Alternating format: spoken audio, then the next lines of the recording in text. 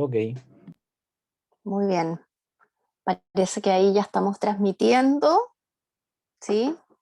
Muy buenas tardes, amigas, amigos de Senda, de Fundación Senda, compañeras, compañeros que nos acompañan aquí hoy día en este informe que Senda realiza todos los meses, y más 6 Senda, el índice de actividad económica del mes, en este caso del mes de julio, que hacemos en agosto.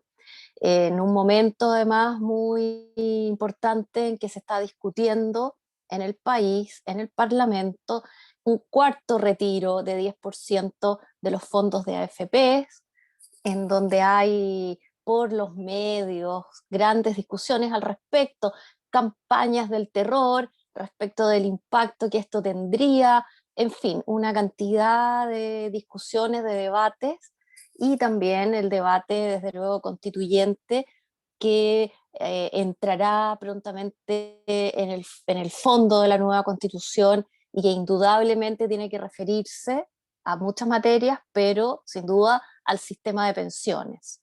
Entonces, al respecto, pues estará enfocado el informe I+6 de este mes, y vamos a tener también aquí, además del informe que nos va a contar en detalle Manuel Riesco, vicepresidente de Senda.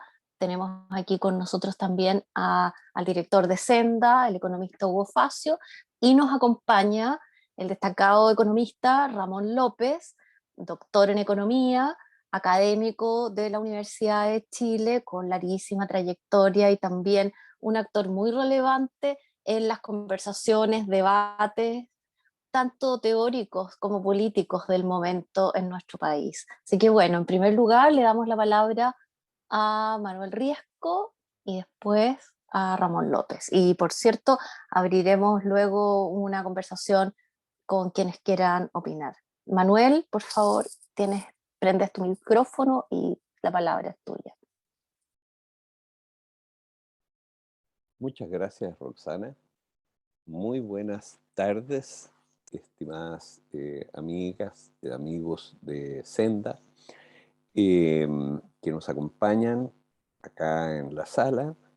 Eh, Muy buenas tardes, estimado Ramón López, eh, economista que está jugando un papel muy importante en el momento tan interesante que se está viviendo en el país.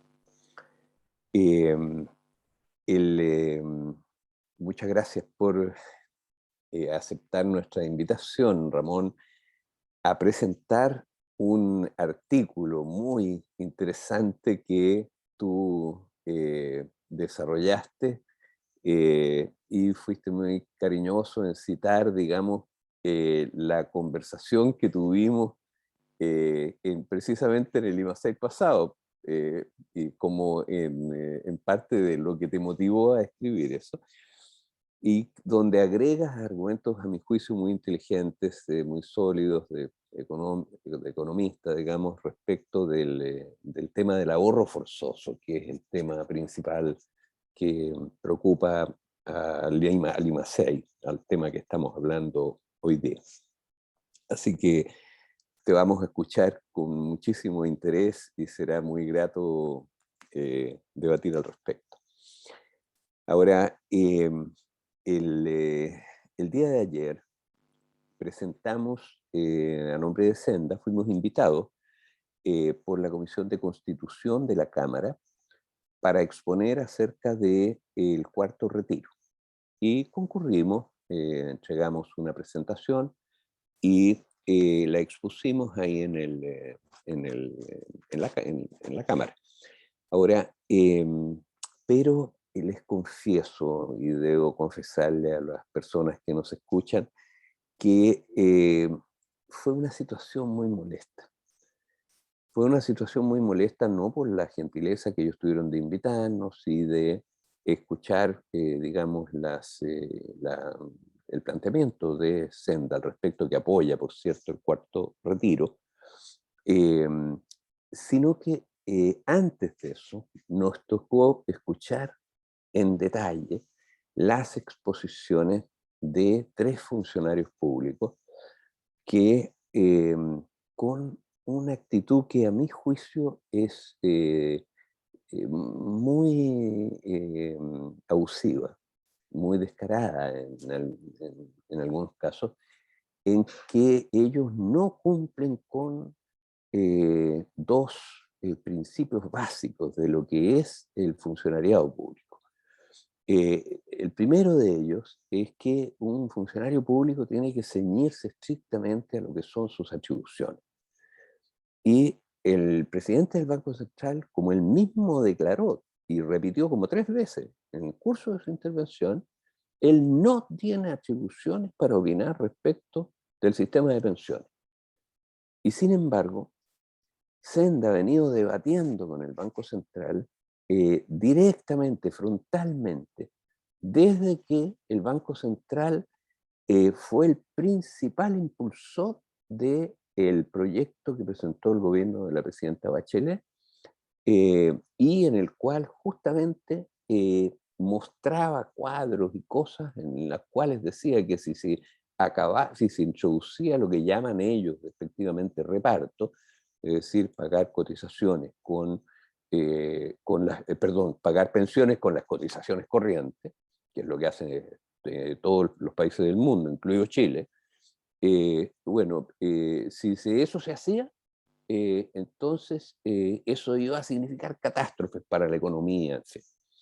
Ahora, después sistemáticamente en todos los retiros, el Banco Central, el presidente del Banco Central, ha hecho unas presentaciones de campaña del terror, en la cual muestra todos los elementos negativos que hay, que afectan a la economía chilena, que no son pocos, y que fundamentalmente tienen que ver con situaciones internacionales, tienen que ver con que hay un flujo de capitales, a nuestro entender, que se está retirando del mundo emergente y por lo tanto la bolsa chilena, por ejemplo, nosotros llevamos diariamente, la seguimos, y la bolsa chilena no se ha comportado de manera diferente en el curso del último año y del último mes a todas las bolsas emergentes. Ha seguido exactamente igual. Y el peso chileno, la devaluación que ha tenido, no ha sido diferente a la de la lira, el real, en fin, al contrario, ha sido menos que en otras. O sea, digamos, tampoco hay fenómenos internacionales. Bueno, pues bien, el mismo fenómeno inflacionario, digamos, y toda la discusión que hay al respecto. Ahora, el presidente del Banco Central atribuía todo eso así descaradamente, a los retiros del 10%, cuando él mismo se vio obligado a decir que esto había sido, digamos, fundamental para que, ahí presentó la cifra, que hubiera crecido Chile, creo que la última cifra, ustedes me podrán corregir, era como el 18%, creo que creció el IMASEI en el último mes, digamos, si no recuerdo. El IMASEC, perdón. Bueno, en fin. El asunto es que una cosa muy desagradable, a mi juicio, y muy poco académica, y sobre todo que viola un principio funcionario. Ahora, el que realmente se pasó en esta ocasión fue el, no sé qué cargo tiene, si es presidente, si es secretario, en lo que antes era la Superintendencia de Valores y Seguros. Ahora, este funcionario, eh, digamos, descaradamente defendió a las aseguradoras en su demanda al fisco. Dio todos los argumentos para que aseguradoras que están demandando al fisco le exijan indemnización. Con lo cual viola, no por primera vez, porque esto lo ha hecho un par de veces ya en presentaciones en el Parlamento, viola el segundo principio fundamental, o el primero, digamos, de cualquier funcionario público, y es que ellos tienen que defender al Estado, aunque no les guste. Pero eso es lo que tienen que hacer. Entonces, realmente perdonen que haya hecho esta observación al empezar, porque a mí me parece muy grave realmente lo que están haciendo estos funcionarios. Bueno, y el superintendente de pensiones hizo lo propio. Pero en fin, Ahora, yo quiero partir justamente con el argumento del presidente, del superintendente de pensiones, porque el superintendente de pensiones, su argumentación en contra de de los retiros, digamos, del 10%, siempre ha sido que una parte muy importante de los afiliados se van a quedar sin fondo, o se han quedado ya sin fondo. Y que todo esto saca una serie de cálculos en cómo afectaría a las pensiones.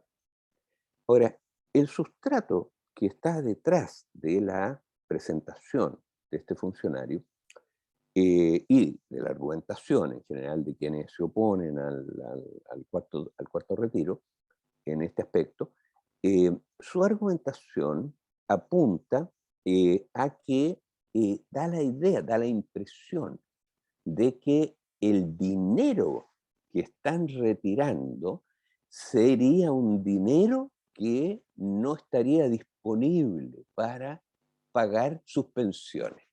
Y por eso las pensiones de él serían bajas o más bajas cuando, digamos, tuviera que jubilarse. Ahora, la única relación, y es lo que vamos a enfatizar como primer punto en esta presentación, en lo referido a pensiones, es el aspecto fundamental, es que el fondo de pensiones en Chile nunca ha pagado una pensión, nunca, nunca ha pagado un beneficio del otro tipo de beneficios que sacan los afiliados, por ejemplo, los retiros de libre disposición y otros. Nunca. El fondo de pensiones jamás ha pagado ningún beneficio. El fondo de pensiones es un fondo de inversiones empresariales. Eso es lo que es. Y la prueba de esto es justamente Lima 6 Senda, porque la base de la metodología de Lima 6 Senda es la vieja y querida, digamos, metodología de evaluación de proyectos. Y la metodología de evaluación de proyectos, como sabe cualquiera de nuestros colegas economistas, es que lo único que hay que fijarse en un proyecto es en el flujo de caja. Dinero contante y sonante, monedas que entran al proyecto y que se obtienen, que se sacan del proyecto. Entonces, lo que hay que ver, si un proyecto es bueno o si un proyecto es malo, es si esos flujos resultan en definitiva positivos. Es decir, los que abordan el proyecto y que invierten dinero en él, digamos, después retiran utilidades de él, en fin, a la larga, las utilidades, la suma de las utilidades, tiene que resultar mayor que la suma de los aportes, porque si no es muy mal negocio, ¿no es cierto? Ahora, y esa metodología es la que Senda ha venido usando ya por un par de décadas, digamos, para evaluar los resultados del sistema de AFP en su conjunto, incluyendo juntos las AFP mismas y el componente más importante del sistema de pensiones, que son las compañías de seguros.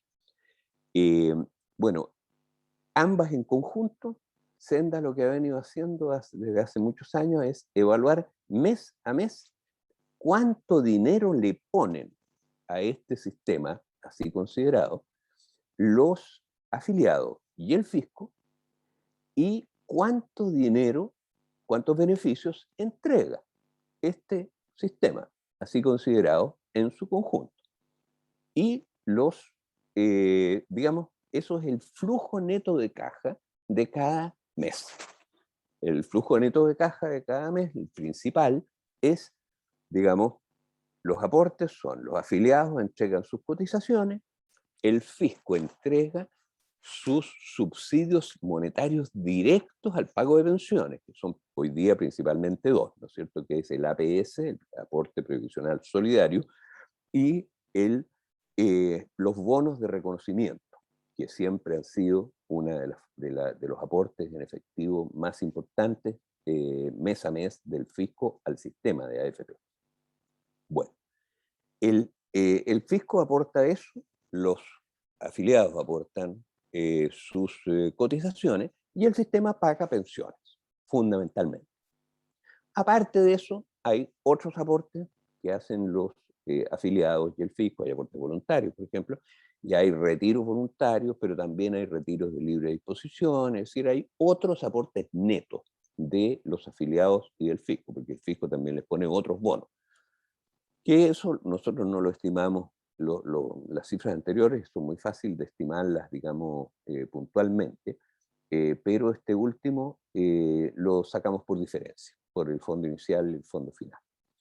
Y que eso es una parte menor. Pero eso es el flujo de caja neto del sistema. Y eso uno lo ordena en los meses.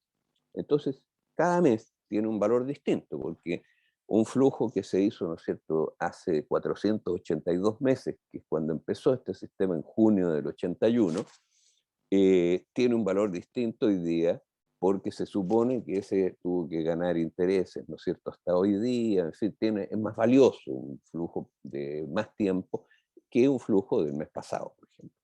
Pero hay que ordenarlos en el tiempo y descontarlos, alguna tasa de interés, ¿no es cierto? Ahora, para igualarlos y llevarlos todos a lo que se llama valor presente, es decir, ajustando esta diferencia de valor que tienen los flujos más antiguos con los flujos actuales. Y digamos, ya a eso hay que agregarle un negocio cualquiera, ¿no es cierto? Lo que vale el negocio, es decir, el saldo que queda, digamos, en el negocio si uno lo vende, o lo vendiera o decidiera vender. Entonces, que también es un flujo a favor de los afiliados y el fisco. Y eso es lo que ha venido haciendo Centro. Es decir, toma, digamos, los flujos de cada mes, la plata que ponen los afiliados, la plata que pone el fisco, la plata que les aportan las AFP, digamos, al pago de pensiones y otros beneficios, y cuál es el saldo neto. ¿Quién pone plata? Si pone plata neta, los afiliados y el fisco, o si pone plata neta, las AFP.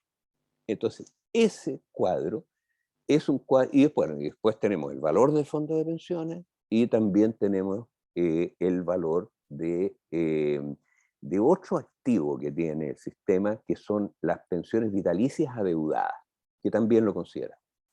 Entonces, ese es el cuadro que Senda actualiza mes a mes, porque sabemos las cotizaciones, es muy fácil saber cuánto dinero recaudaron, sabemos el número de cotizaciones, sabemos la remuneración promedio, sabemos la tasa de cotización, después sabemos las pensiones que pagaron, porque se publican, ¿no es cierto?, mes a mes, cuántos son las pensiones, cuántos son el valor de cada pensión, y por lo tanto sabemos los dos flujos principales, conocemos muy bien, y para calcular los otros flujos tenemos que saber las ganancias netas, brutas y netas, que esas también las calculamos con gran precisión mes a mes en pesos y en dólares.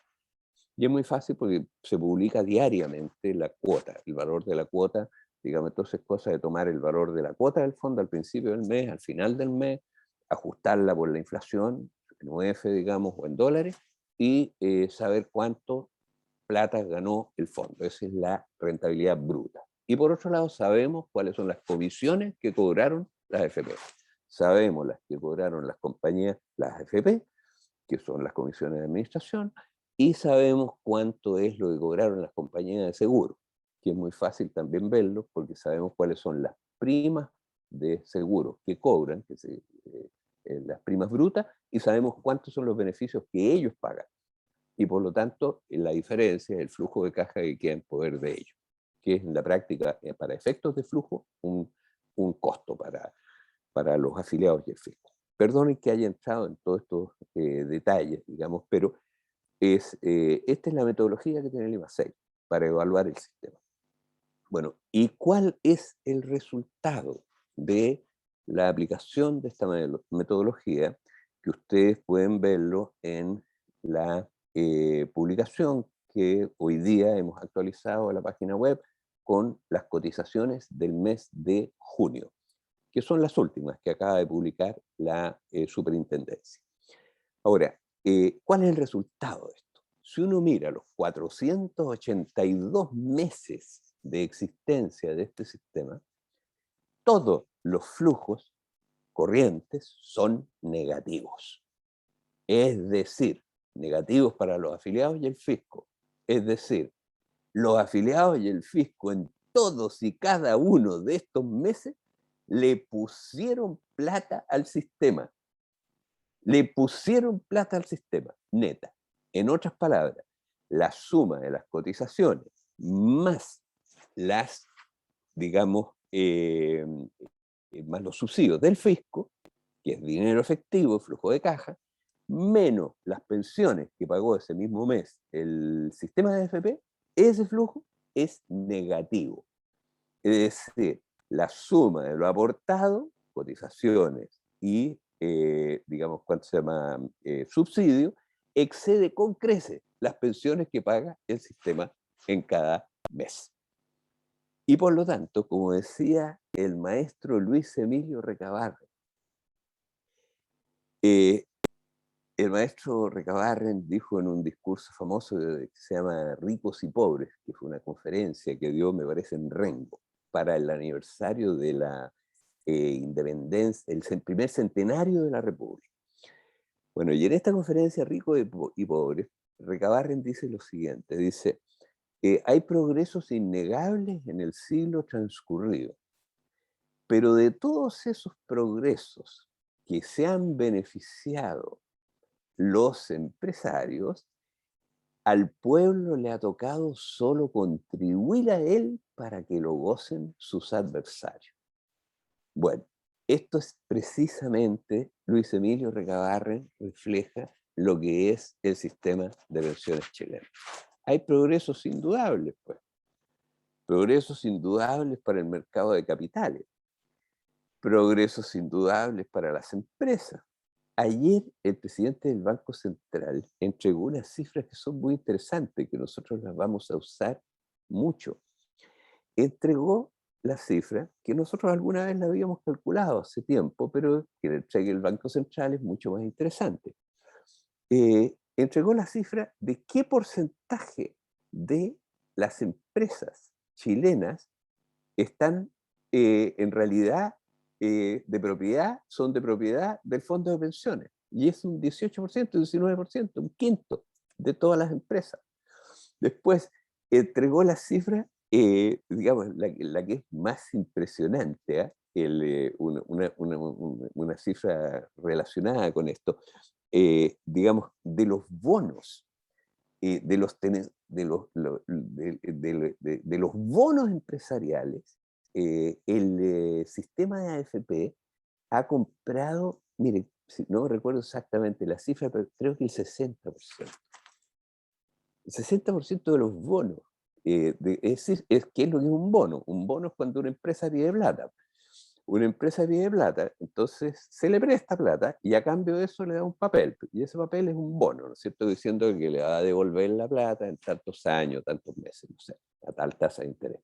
Bueno, de todos los préstamos que han conseguido, digamos, las empresas chilenas, en la AFP han puesto la mayor parte. Y ese dinero, por supuesto, lo tienen las empresas. Las compañías de seguro, ¿para qué decir? La cifra era impresionante. El porcentaje de, digamos, de bonos y acciones que han comprado las compañías de seguro también son una cosa que no están en el fondo de pensiones, sino que son adicionales.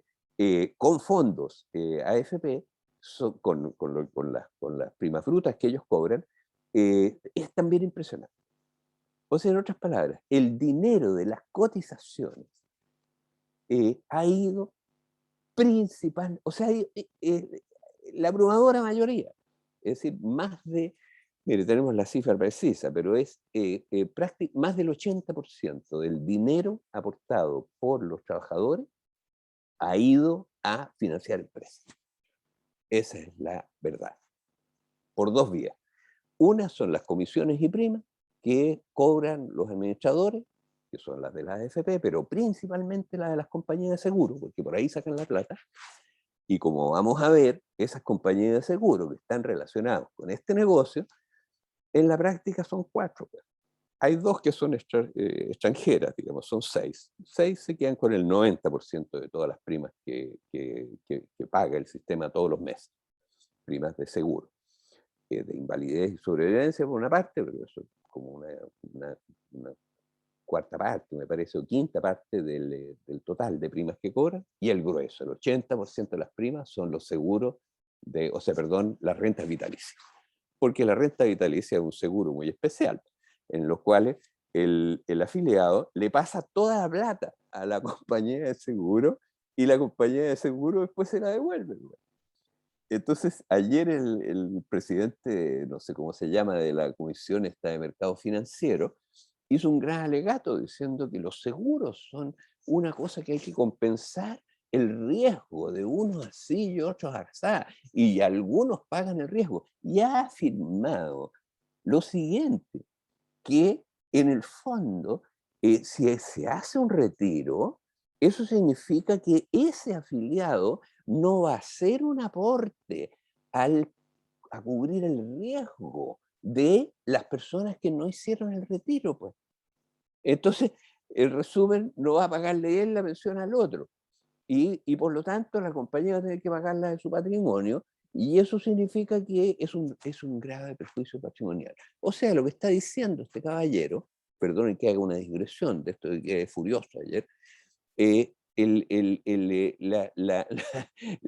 lo que está diciendo este caballero es que, por ejemplo, si se termina el sistema de AFP, las compañías podrían presentar una demanda contra el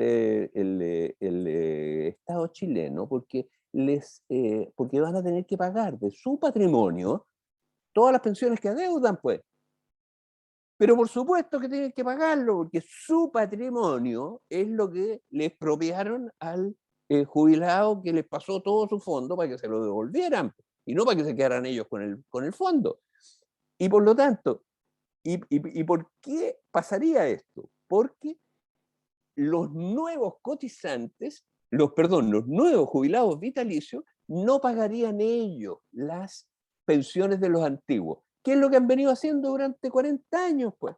Hasta el año pasado, en que bajó el número de compañías de jubilados por renta vitalicia.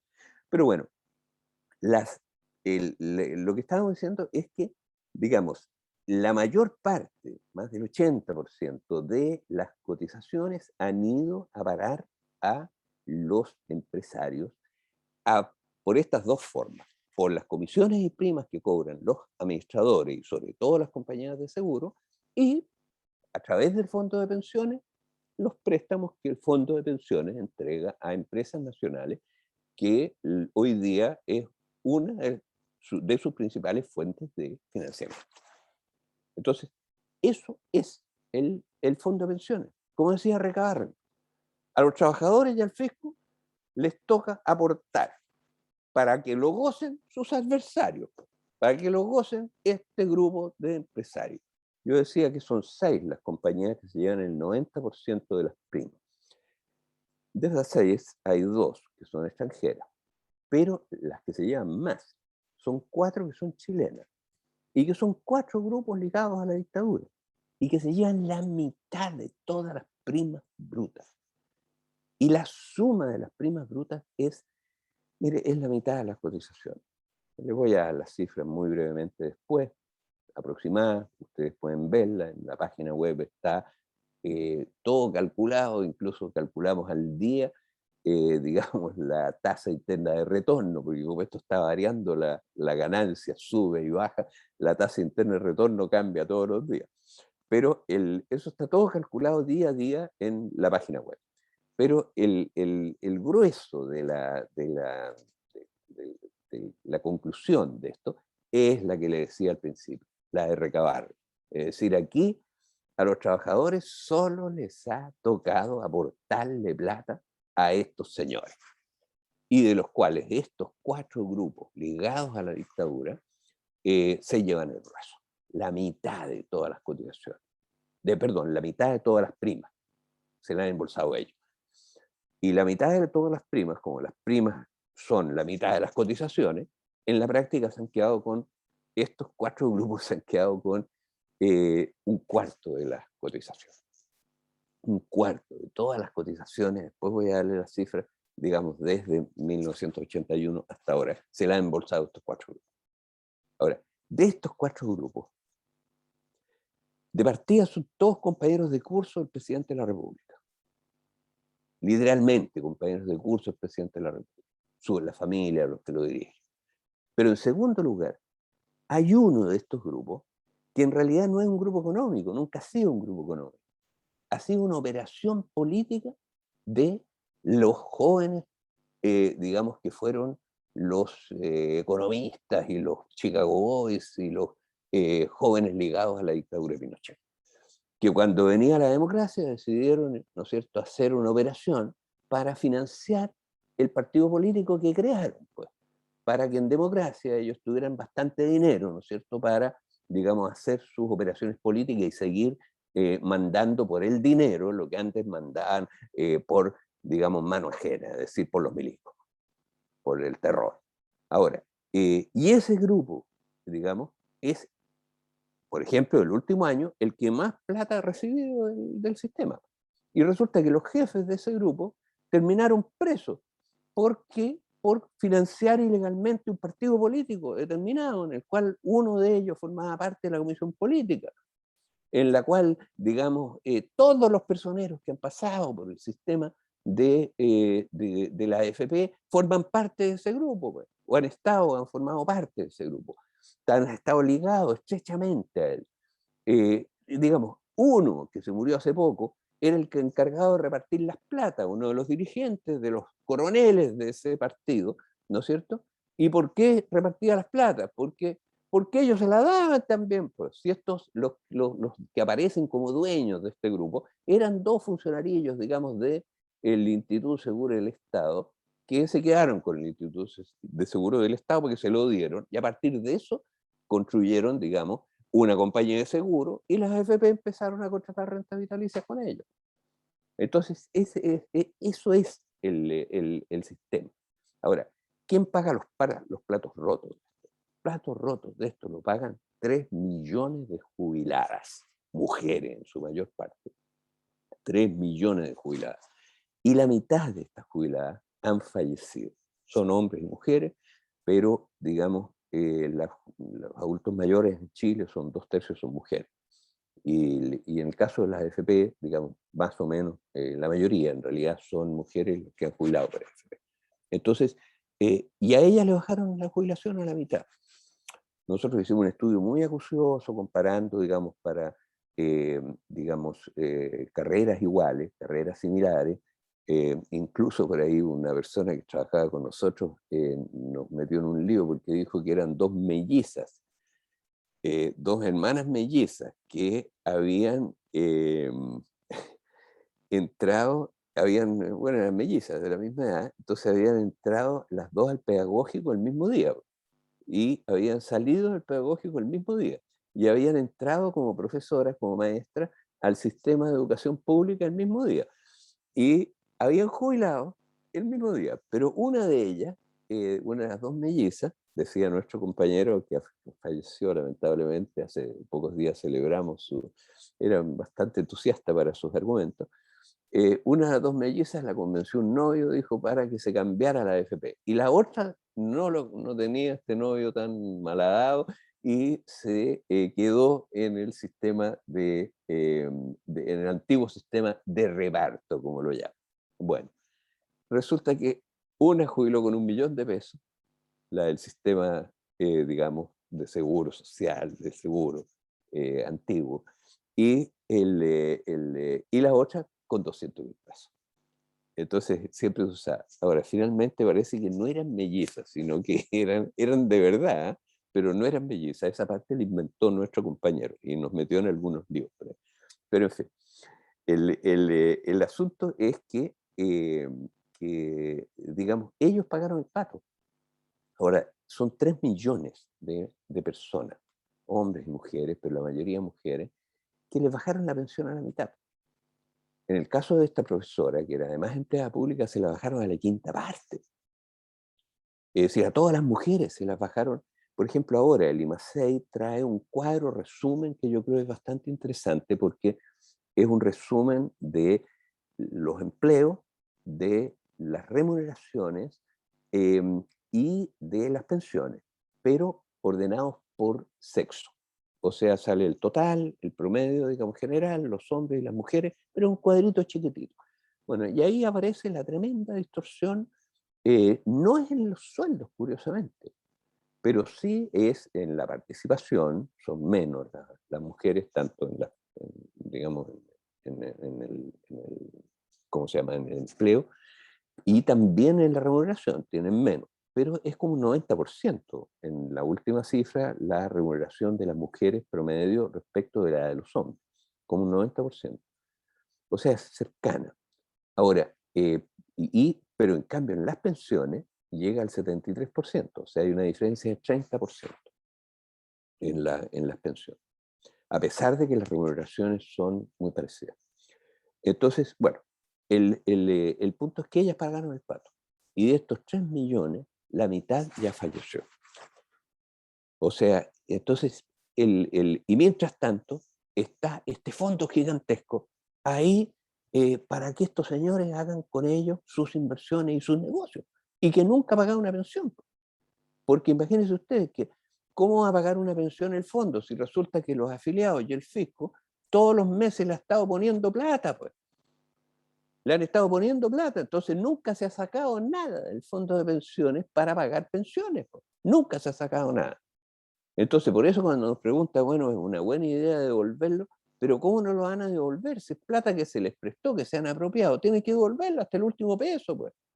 Y no se pueden subir las cotizaciones hasta que hayan devuelto el último peso. Y claro, podemos discutir democráticamente a quién se le devuelven. Nosotros tenemos una propuesta, creemos que hay que devolvérselo a las personas que lo formaron o a las instituciones que lo formaron. ¿Y quiénes son esos? Los afiliados, en primer lugar. Los activos, los actuales, a nombre de quien está registrado. También los pasivos, pues, los jubilados. Hay que darle un bono al jubilado de reparación. Hay que dar un bono de reparación al jubilado. Y también al fisco. Fíjense ustedes que dieron la cifra ayer en el Banco Central, el 65%, me parece, si mal no recuerdo la cifra que dio ayer el presidente del Banco Central, el 65% de la deuda fiscal es con el fondo de pensiones. Nosotros pensamos que era menos.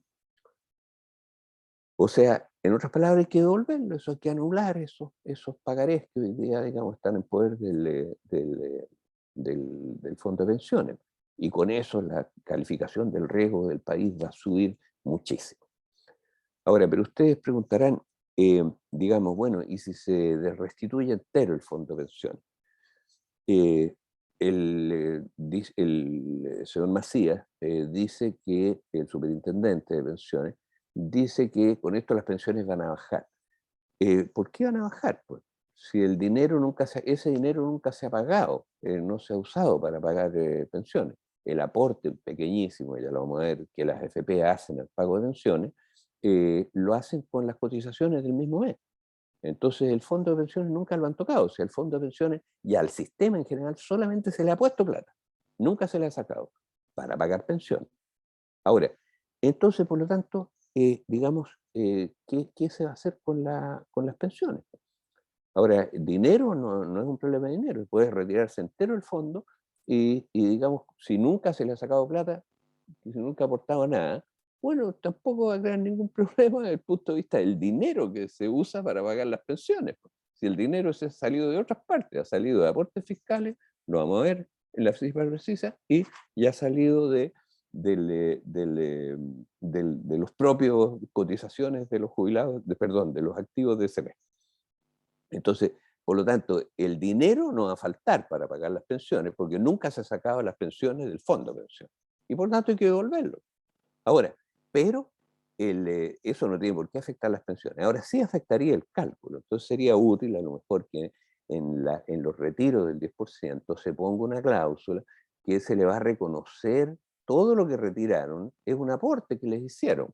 Lo están recuperando, ¿no es cierto? Pero hay que mantener el registro de cuánto aportó cada uno. Y eso no se puede, digamos, olvidar. porque el problema es del cálculo de pensiones. Para lo único que sirve el fondo de pensiones es para calcular el mismo aporte que hacen las AFP a autofinanciar pensiones.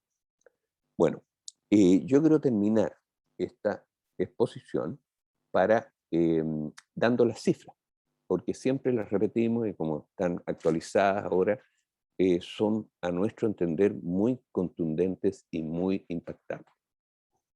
¿Cuánto han aportado desde 1981 hasta ahora los cotizantes? Han aportado, la última cifra son 212 mil millones de dólares de hoy. O sea, más de 200 mil millones de dólares. Eso es más que todo el fondo de pensiones que hay hoy día. Bueno, ¿cuánto han destinado las AFP a pagar pensiones? 30 mil millones de dólares. Para ser justos, son 33 mil hasta junio. 33 mil millones de dólares.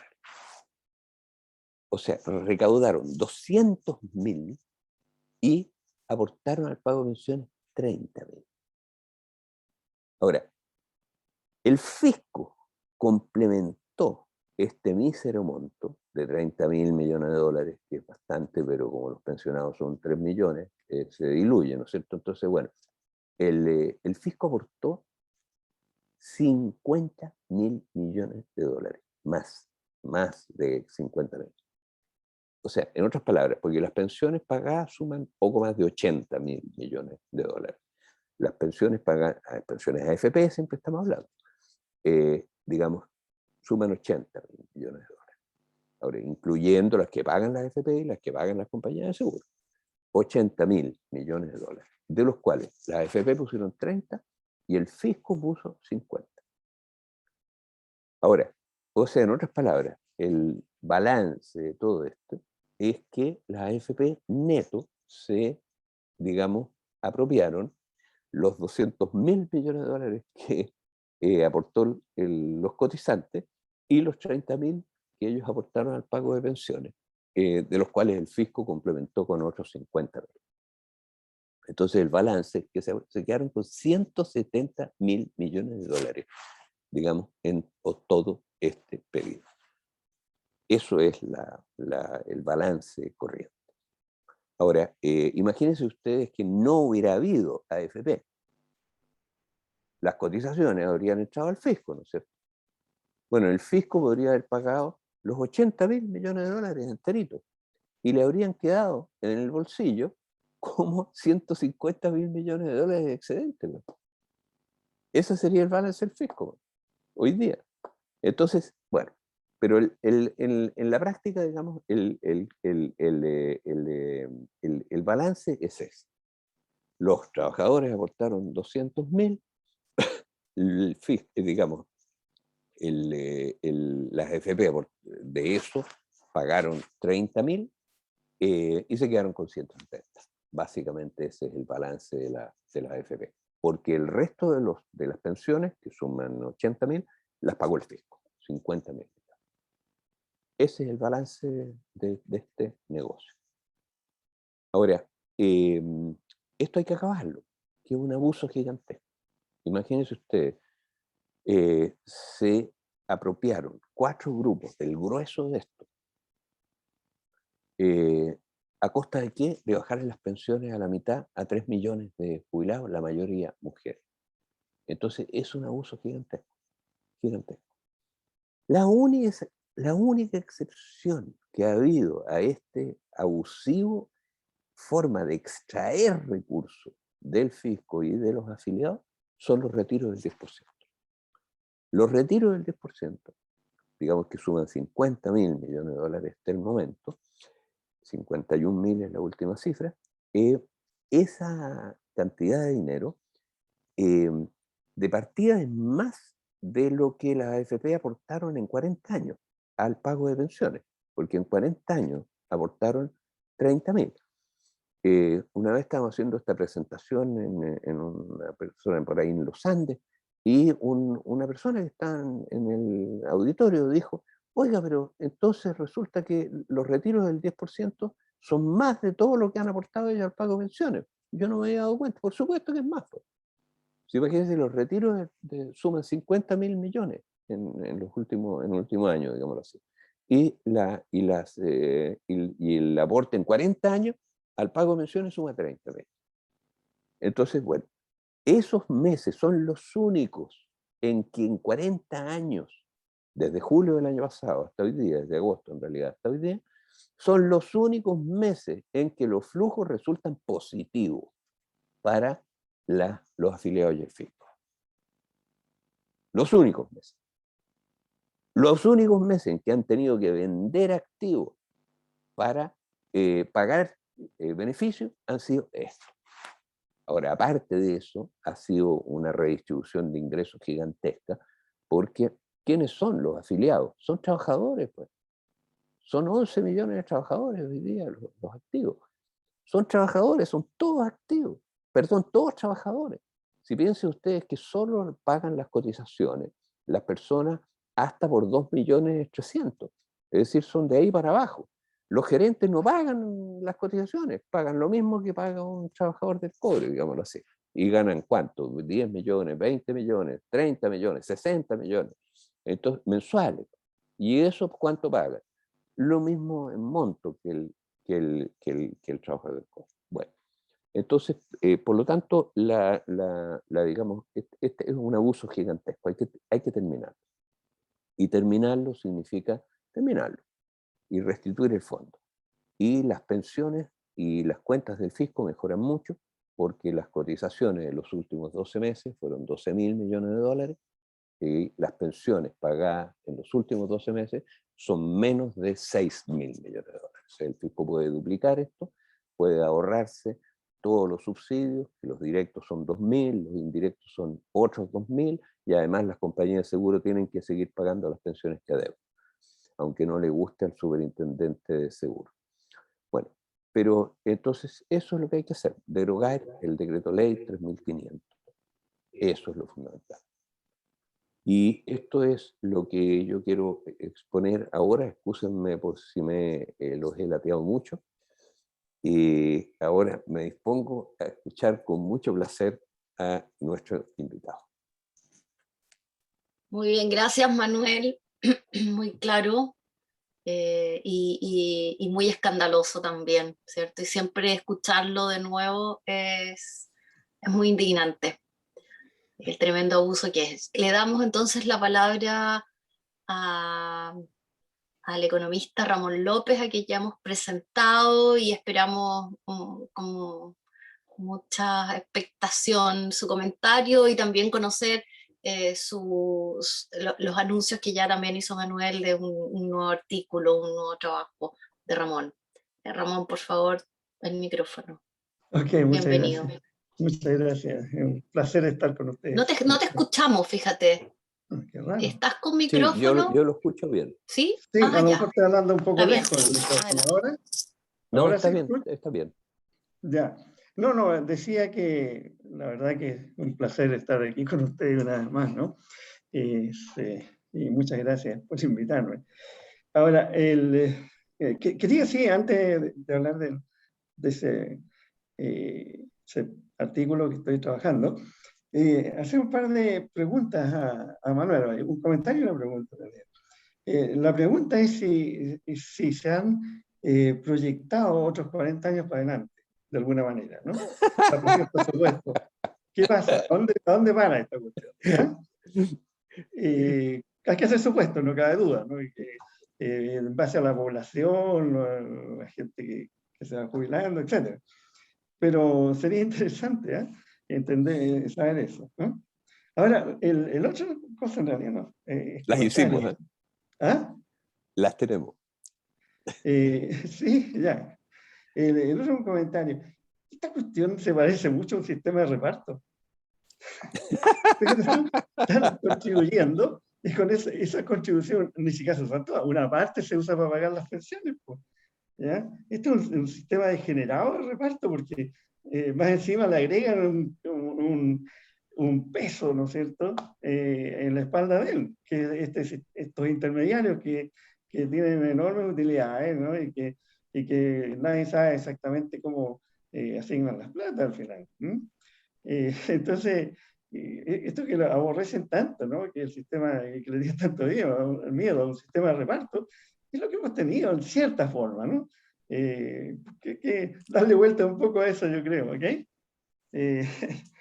Ok, bueno, quería hablar un poco sobre lo que Manuel ha estado insistiendo por mucho tiempo, que este es un sistema de ahorro forzoso, y que este sistema de ahorro forzoso, en principio, tiene costos distorsionantes de la economía, de la economía, ¿no? Ahora, ¿por qué? Hay otros países que usan un sistema de ahorro forzoso parecido, ¿no? No tan extremo como Chile, pero hay varios otros países que sí. Pero hay ciertos condimentos que hacen lo que se hace en Chile una barbaridad mayor, mucho mayor, en términos de crear distorsiones. Primero, el nivel de ingresos, que es bajísimo, sobre todo los trabajadores con sueldos misérrimos. En segundo lugar, que de una concentración de ingresos y riqueza gigantesca. Y en tercer lugar, por supuesto, que hay un endeudamiento de las familias muy grande.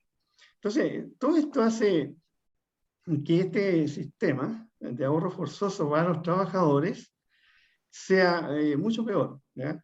En términos de crear distorsiones, que ese sistema aplicado, por ejemplo, no sé, en algún país que lo tiene, creo que Canadá tiene algo así parecido, no estoy seguro, que tienen salarios pero mucho mayores, donde la distribución de ingresos es muchísimo más homogénea, y porque de una manera u otra, estos sistemas implican una redistribución de ingresos hacia arriba, hacia los ricos, hacia los sectores de más alto ingreso, eso es lo que vamos a ver. Entonces, ¿qué tenemos?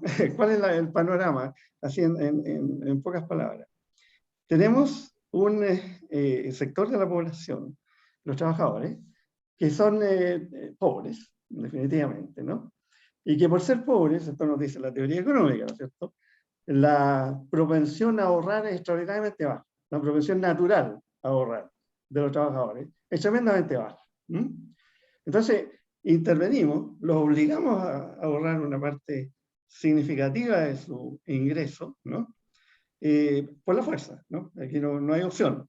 En eso es lo que Manuel ha venido planteando, su ahorro forzoso. Esto es un sistema de ahorro forzoso al estilo Unión Soviética, donde te imponen por la fuerza, ¿ya? Y no hay derecho a pataleo, ¿ya? A meter una parte importante de tu salario, y que es proporcionalmente mucho más importante para los trabajadores que para los gallos que tienen ingresos mayores, como decía recién Manuel.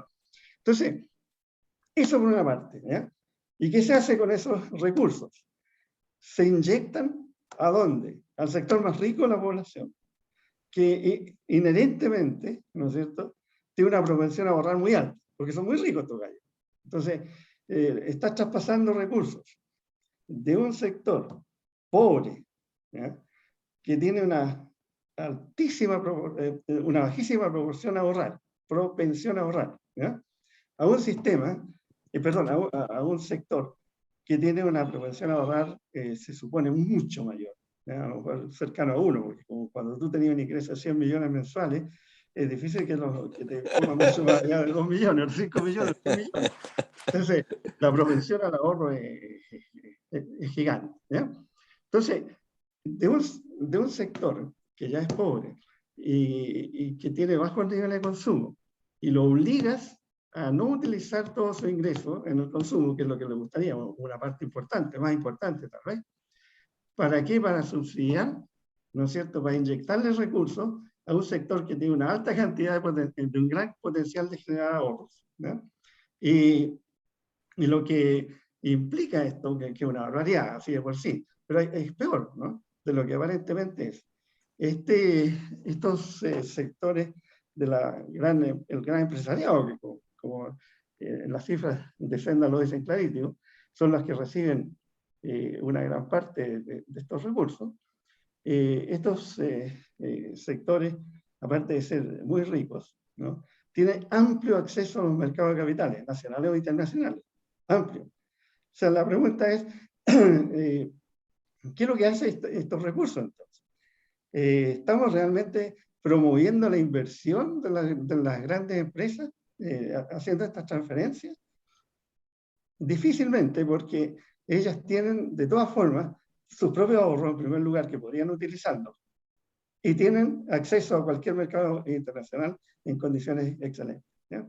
Entonces, en principio, el costo de capital para ellos sería dado y no afectaría su decisión de inversión. En el margen, ojo, aquí es bien distinta la cosa sobre el margen versus la media. Ahora, como son amigotes, son familiares, ¿no es cierto?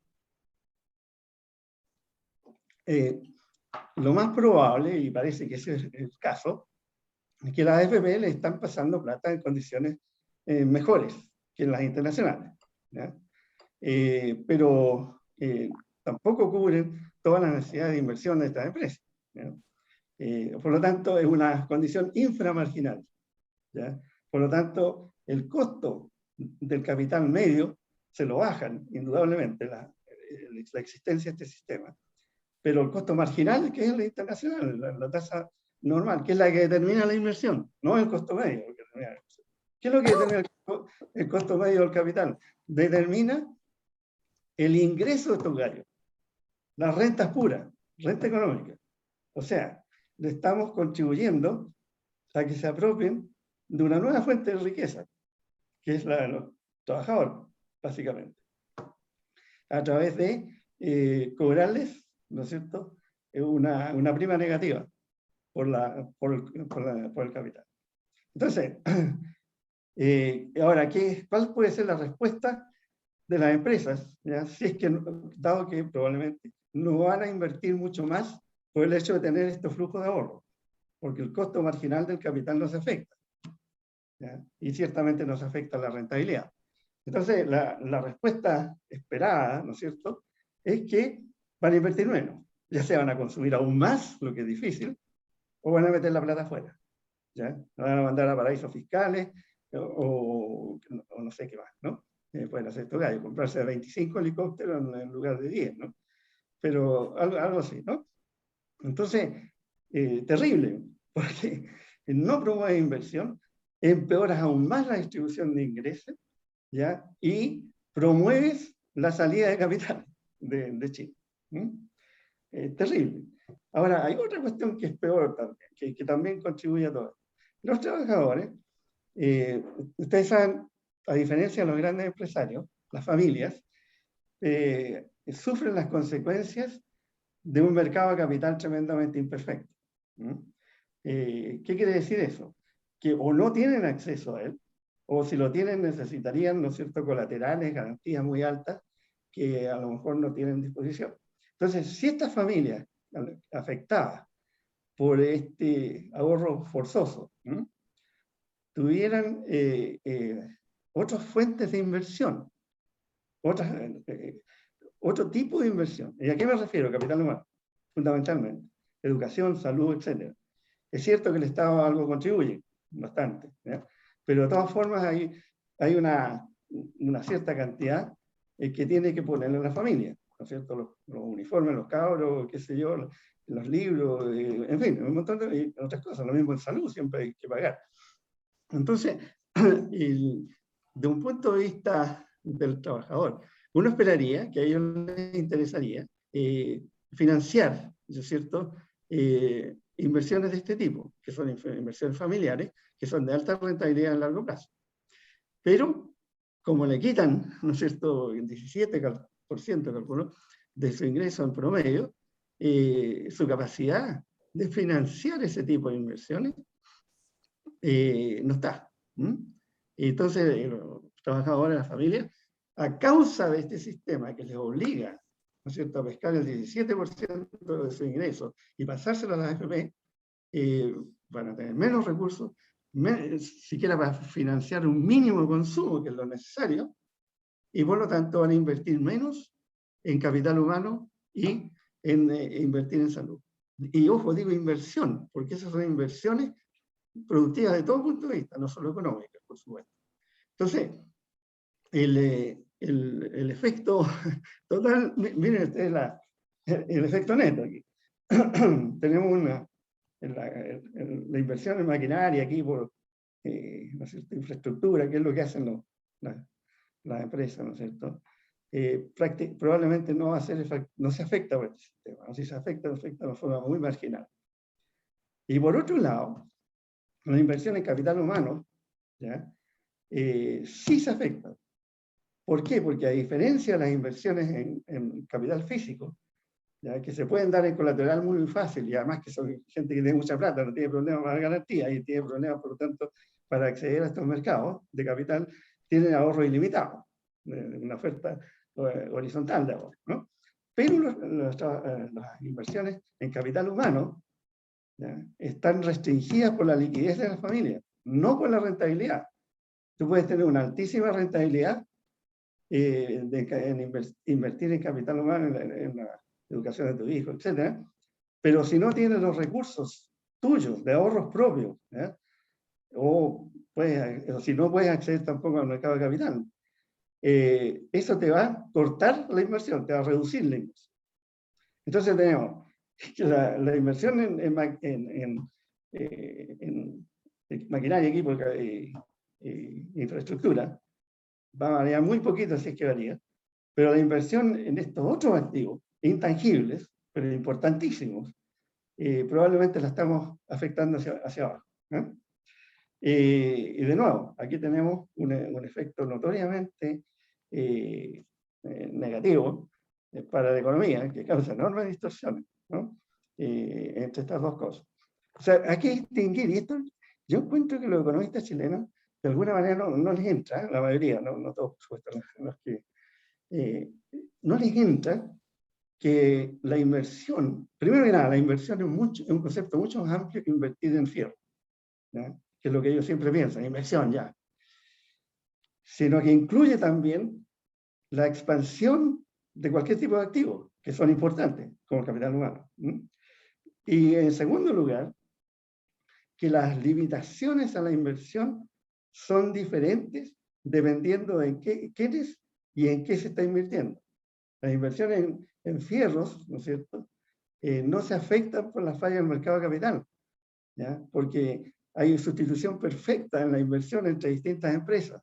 Y si basta con que algunas empresas tengan pleno acceso al mercado de capital, van a llenar los huecos que pueden dejar las pymes o algunas otras empresas que no sean capaces tampoco de invertir en esos activos.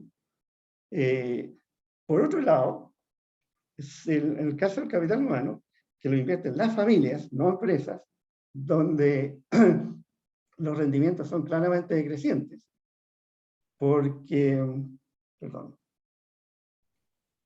Son decrecientes porque hay un factor fijo. El factor fijo es la capacidad humana, ¿ya? Y por definición, eso tiene que distribuirse en la población. Capital humano, a la diferencia del capital físico, no se puede concentrar en unos pocos individuos y después contarlo en el agregado, ¿no? Esa cuestión no corre. Entonces, tenemos que... no lo pueden entender eso, sencillamente, ¿eh? No pueden entender que no siempre, no todas las inversiones están limitadas solamente por la rentabilidad del capital. Eso es válido, ¿no es cierto?, para las empresas medianas y grandes, sobre todo, que no tienen problemas de financiamiento de capital de sus inversiones. Y es válido mientras exista una demanda suficiente. Y cuando están en una economía abierta, por lo menos para los sectores transables, ¿ya?, esa demanda está más o menos asegurada, ¿ya? Hay una demanda infinitamente elástica, ¿no? Pero los sectores no transables, ahí sí que la demanda juega un rol muy importante. Entonces, eso es, como les digo, yo no sé si no lo quieren entender o no sé qué diablos, que es una cuestión bien básica. No sé si estoy explicando bien, a lo mejor me estoy enredando mucho más. Y la otra cosa que tampoco quieren entender, que la demanda es importante, que esa es la otra limitante alternativamente de la inversión. La inversión está limitada, la inversión en fierro, que es la que a ellos les interesa, está limitada por la rentabilidad o está ilimitada por la demanda. Y como ellos creen que siempre está limitada por la rentabilidad, les siguen, y el sistema AFP es parte de ellos, les siguen encajando, ¿no es cierto?, subsidios, recursos a los grandes inversionistas para que aumenten aún más su tasa de rentabilidad. A pesar que se estima que la tasa de rentabilidad del capital en Chile es una de las más altas en la OECD. Hay estudios que indican que es alrededor de 23% promedio. Hay algunas, como el cobre, que en este momento debe tener como 100% anual. Entonces, fíjense las implicaciones de políticas, de políticas públicas. Si esa creencia equivocada, ¿no?, es válida, eso les justifica continuar dándole todo tipo de beneficios. Fíjense ustedes, esos 21.000 millones de dólares que tenemos de gasto tributario entre evasión e ilusión, es todo de ellos. Casi todo de ellos, 90%, 95%, hay estimaciones de eso, ¿no?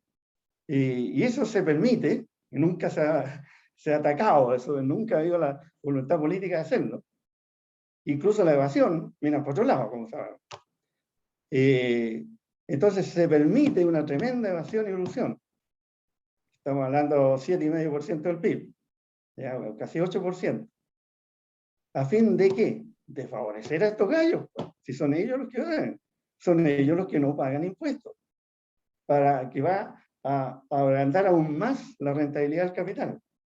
Por otro lado, se les han regalado, ¿ya?, regalado enormes recursos naturales, de todo tipo, agua, peces, minería, ¿para qué? Miles y miles y miles de millones de dólares, ¿ya? De nuevo, con la idea de que eso aumente la rentabilidad del capital, ¿no? Y la aumenta, y no cabe duda que la aumenta. Pero, en el caso de los no transables, si no hay demanda, no sirve para nada seguir aumentando la rentabilidad, te genera más renta, ¿no? ¿Cierto? En el caso de los transables, hay alguna respuesta a demanda, pero son efectivamente lo que están haciendo es otorgándoles rentas económicas de los recursos naturales.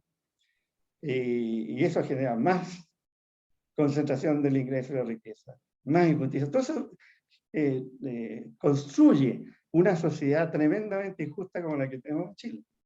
Entonces, lo que yo sugiero, tal vez, mirando, ¿no es cierto?, el problema de la AFP, como un elemento más de este proceso de despojo del pueblo chileno, ¿ya?, para beneficiar, ¿ya?, infructuosamente, diría yo, a los grandes capitalistas. Infructuosamente el punto de crear productividad y crecimiento. Lo que sí, no es infructuoso en general es enormes rentas económicas de todo tipo. Se mira a otro lado, otro elemento más de esto mismo, que está en las condiciones monopolísticas en que estos grupos económicos actúan. Oligopolística, monopolística, monozonística, etoloística. Entonces, ¿qué pasa ahí? De nuevo, toleran la colusión y todas estas cuestiones las toleran, esa es la verdad. Miran por otro lado, si lo que se aparece en la punta del iceberg en términos de colusión, pues nada. Y de nuevo, ¿a dónde va eso? A engrosar la renta económica. Y el efecto que eso tiene sobre la contabilidad nacional es interesante, porque Chile tiene una participación del capital en el ingreso nacional de 65%, uno de los más altos del mundo, de lejos. Pero eso es ficticio, porque están incluyendo ahí las rentas económicas, de las cuales se apropia, por supuesto, el capital. ¿Cómo no? Pero si uno quisiera hacer una cuenta nacional razonable y racional, ¿no es cierto?, tendría que separar eso, ¿ya?, y darse cuenta de que lo que estamos atribuyendo al capital, porque se lo están llevando, son ese 25% más o menos que se estima que son las rentas económicas que existen en Chile. Entonces, como le digo, hay todo un proceso, ¿ya?, que viene por muchos años sin duda, que va construyendo una sociedad tremendamente injusta, y por otro lado, sin obtener grandes beneficios en términos de crecimiento, como lo hemos visto en los últimos 12, 15 años. Simplemente los beneficios son porque se apropian de rentas que no se transforman en mayor inversión. Entonces, eso es tremendo. Y eso en definitiva, y hay tantos mecanismos para esto, ¿ya? Como se subsidian recursos, se subsidian las plantaciones forestales, por ejemplo, ¿ya? Se subsidian, bueno, aquí voy a empezar a hablar de cada uno de los sectores donde hay, para qué hablar de las salmoneras. Las salmoneras no pagan un centavo por el costo ambiental que genera. Entonces hay una construcción, casi por diseño, de una sociedad terriblemente injusta y mediocre en términos de crecimiento, ni siquiera con el beneficio de crecer más rápido. Porque eso que se ve en cuentas nacionales que se creció en los 90 y principios de los 2000, es en gran parte ficticio, porque ahí están contando justamente los recursos naturales que se permitieron destruir. Es como si yo en mi casa, yo tengo un ingreso de un sueldo y empiezo a vender los ladrillos en mi casa y sumo a mi sueldo esos ladrillos, este es mi ingreso, pucha, estoy bien. Entonces, hasta que tenés que pagar la casa. Entonces, es terrible, ¿no? Yo creo que si hubiera habido un sabio que hubiera diseñado esto, no lo habría podido hacer mejor para beneficiar a la élite, sin duda, ¿no? Eso. Bueno, y te felicito, Manuel, con esto que están haciendo ustedes en Senda, todo en Senda, por supuesto, que es una contribución tremenda, de llevar esto con la información a la gente. Muchas gracias, Ramón. Yo me imagino que Manuel querrá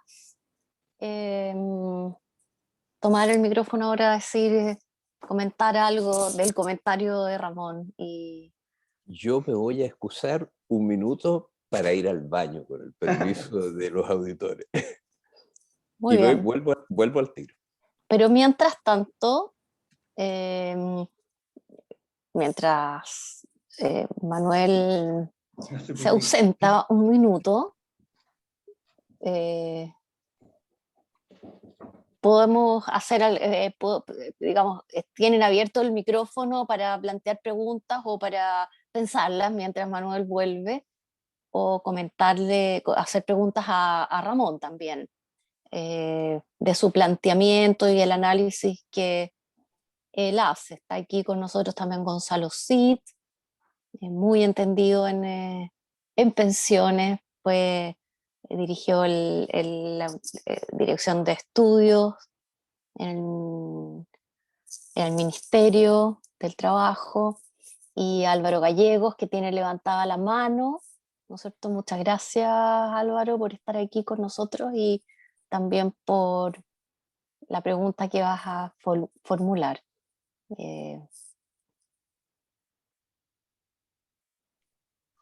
Álvaro tiene una larguísima experiencia en la superintendencia, ¿cierto?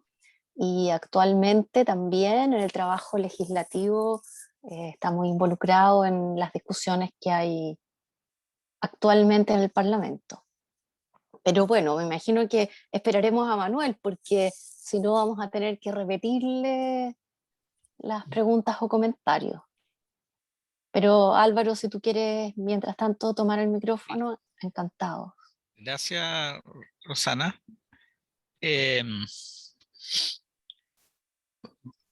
Me van a excusar, pero más que una pregunta, yo quisiera aprovechar las cosas que dijeron Manuel y Ramón para agregar un par de cositas, así como para tirar un poco de pimienta a la sopa.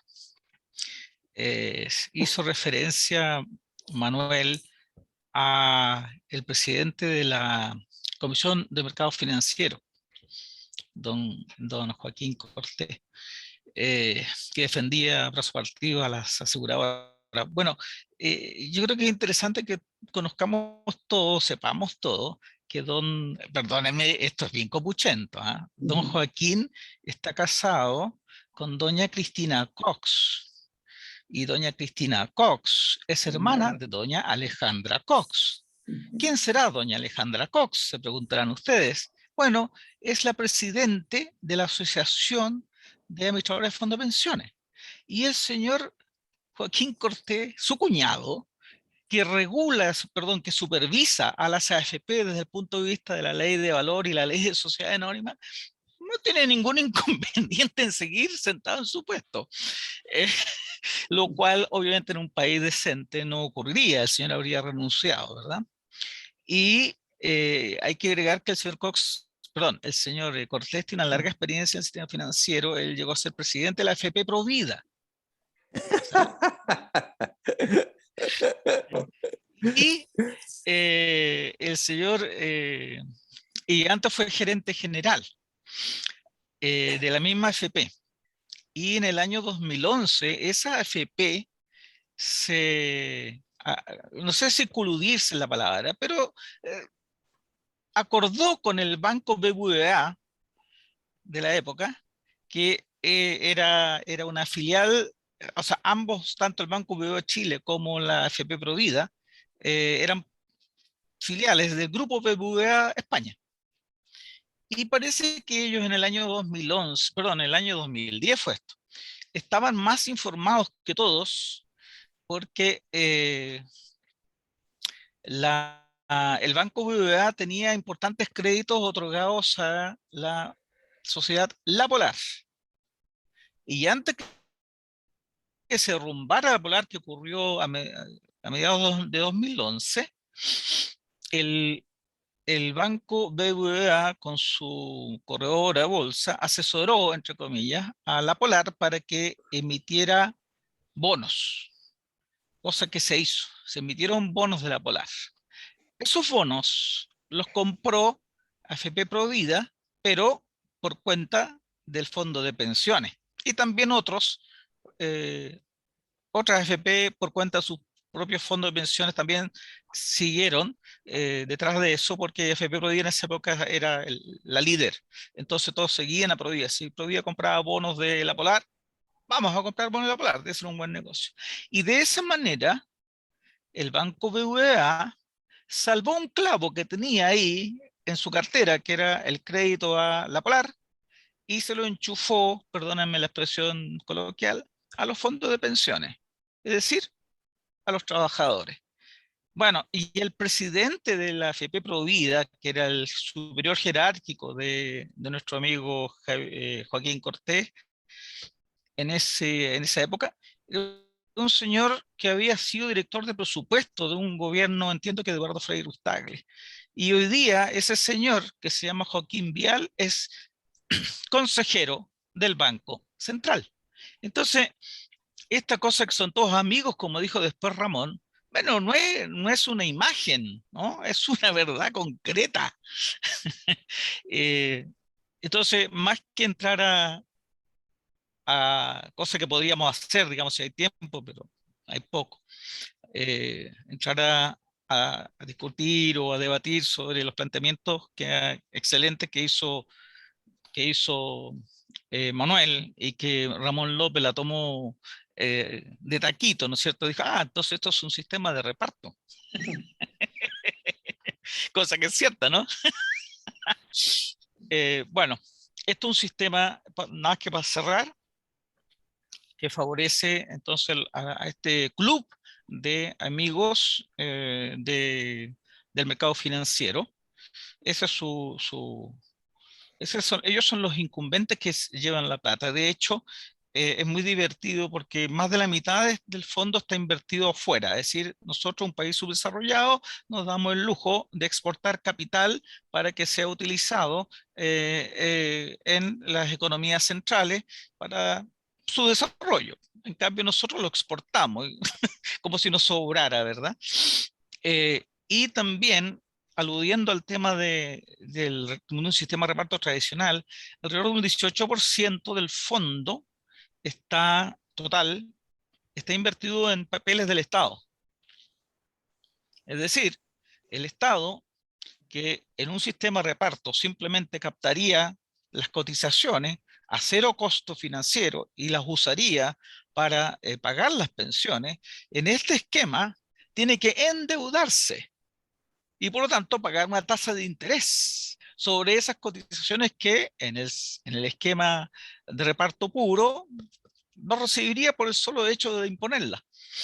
Y por lo tanto, esto es un sistema totalmente absurdo en que el propio Estado tiene que pagar por una deuda que si el sistema fuera distinto, no lo pagaría. Es decir, los ciudadanos están pagando en la práctica ese asunto.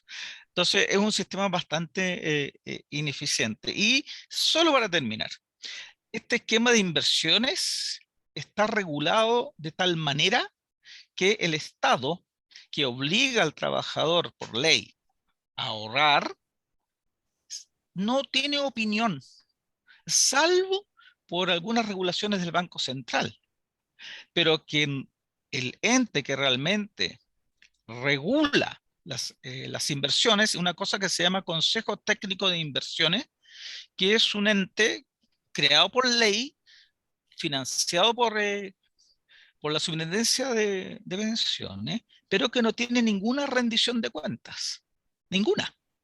Tanto así que las personas que integran ese comité, primero hay uno de los titulares, ¿no? Son 5 titulares. Hay uno que es representante de la AFP, desde ya. Después hay 2 que son académicos, y si uno los mira, sus historias, bueno, es gente que trabaja para el sistema financiero. Cuando no están trabajando para el Consejo Técnico de Inversiones, bueno, hay uno que en su LinkedIn pone asesor de inversionistas institucionales, así tal cual. Han sido directores de empresas, etcétera. Y la otra entidad que regula esto es una cuestión que se llama Comisión Clasificadora de Riesgos, que es algo así como la puerta de entrada para que da la elegibilidad en la mayoría de los casos.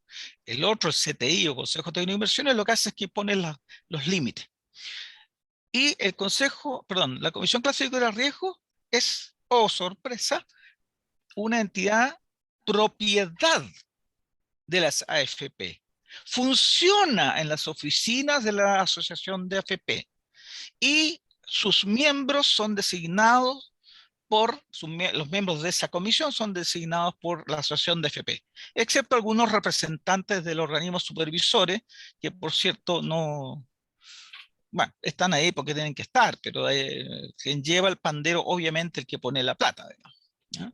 Entonces, este es un sistema de autorregulación de las inversiones, donde el Estado no asume su responsabilidad, sino que la delega en los incumbentes. Y este esquema se instaló con la reforma del 2008.